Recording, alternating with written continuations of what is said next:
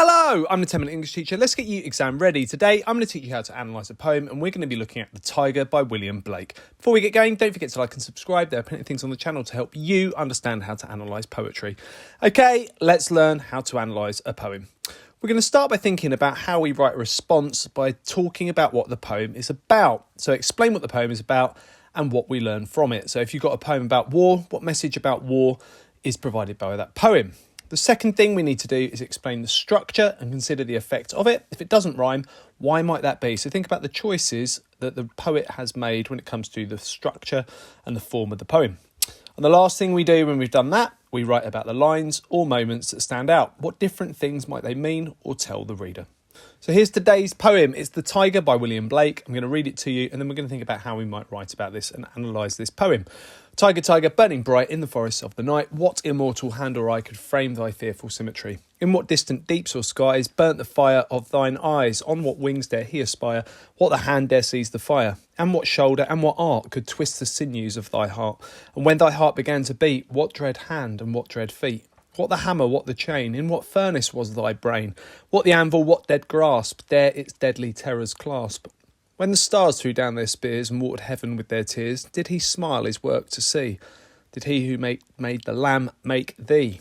Tyger, Tyger, burning bright in the forests of the night, what immortal hand or eye dare frame thy fearful symmetry? So that's The Tyger by William Blake. We're going to think about now how we analyse this poem. So remember, my first step is to explain what the poem's about and what we learn from it. So what would I say if I was writing about this poem? I'd say this: the poem is addressed to a tiger and explores its fierce and deadly nature. It's a poem about a tiger. But the poem also can be seen to pose philosophic questions to the reader. What god could be the creator of such a deadly and ruthless predator?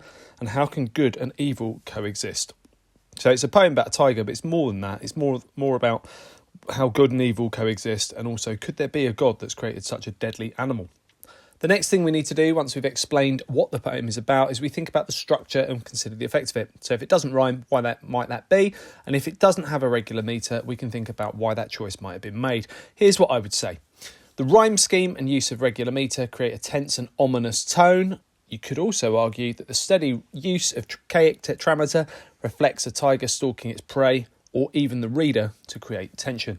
Now, if you don't know what trochaic tetrameter means, that's not a problem. There, you can look up the different types of meters that there are, but we've got this regular meter, regular beat, steady throughout the poem, and that could reflect the idea of a tiger moving towards its prey. Once we've done that, we now think about key moments in the poem that we want to analyse. So let's take some moments from this poem that stand out, those significant moments, and think about the different things that they might mean or tell the reader. And this is what I would say. The poem considers what kind of god could have created the tiger by design. So Blake asks, in what furnace was thy brain? This question makes the reader consider whether or not a god could truly exist.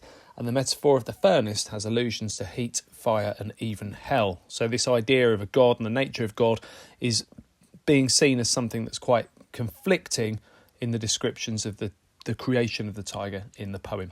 Now, if you want to take it further, here's the poem.